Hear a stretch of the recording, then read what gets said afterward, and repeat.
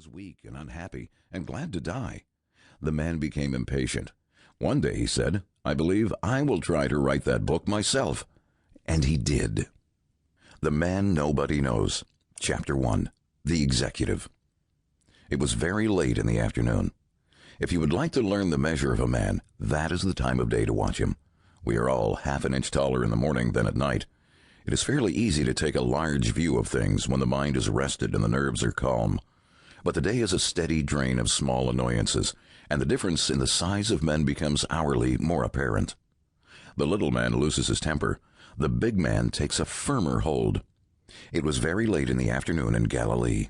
The dozen men who had walked all day over the dusty roads were hot and tired, and the sight of a village was very cheering as they looked down on it from the top of a little hill.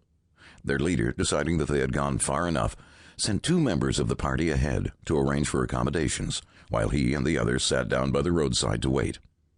After a bit, the messengers were seen returning, and even at a distance, it was apparent that something unpleasant had occurred.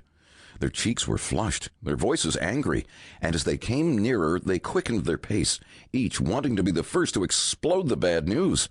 Breathlessly, they told it. The people in the village had refused to receive them, had given them blunt notice to seek shelter somewhere else. The indignation of the messengers communicated itself to the others, who at first could hardly believe their ears. This backwoods village refused to entertain their master. It was unthinkable.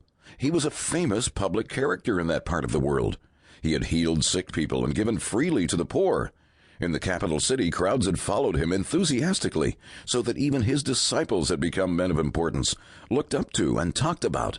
And now to have this country village deny them admittance as its guests. "Lord, these people are insufferable," one of them cried. "Let us call down fire from heaven and consume them."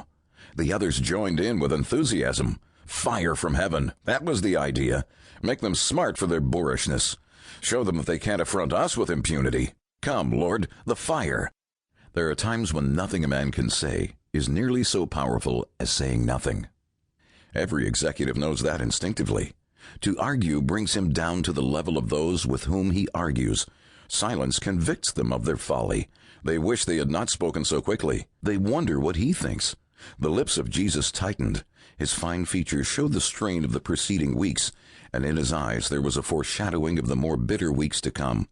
He needed that night's rest, but he said not a word. Quietly he gathered up his garments and started on, his outraged companions following. It is easy to imagine his keen disappointment. He had been working with them for 3 years. Would they never catch a true vision of what he was about? He had so little time, and they were constantly wasting his time. He had come to save mankind, and they wanted him to gratify his personal resentment by burning up a village. Down the hot road they trailed after him, awed by his silence, vaguely conscious that they had failed again to measure up. And they went to another village, says the narrative. Nothing more. No debate, no bitterness, no futile conversation. In the mind of Jesus, the thing was too small for comment. In a world where so much must be done, and done quickly, the memory could not afford to be burdened with a petty slight. And they went to another village. 1800 years later, an important man left the White House in Washington for the War Office with a letter from the President to the Secretary of War. In a very few minutes, he was back in the White House again, bursting with indignation. The President looked up in mild surprise. "Did you give the message to Stanton?" he asked. The other man nodded, too angry for words. "What did he do?" "He tore it up," exclaimed the outraged citizen. "And what's more, sir, he said you are a fool." The President rose slowly from his desk, stretching his long frame to its full height, and regarding the wrath of the other with a quizzical glance. "Did Stanton call me that?" he asked. "He did, sir, and repeated it." "Well," said the President with a dry laugh, "I reckon it must be true then, because Stanton is generally right." The angry gentleman waited for the storm to break, but nothing happened. Abraham Lincoln turned quietly to his desk and went on with his work. It was not the first time that he had been rebuffed. In the earlier months of the war, when every messenger brought bad news, and no one in Washington knew at what hour the soldiers of Lee might appear at the outskirts, he had gone to call on General McClellan, taking a member of the cabinet with him. Official etiquette prescribes that the president shall not visit a citizen, but the times were too tense for etiquette.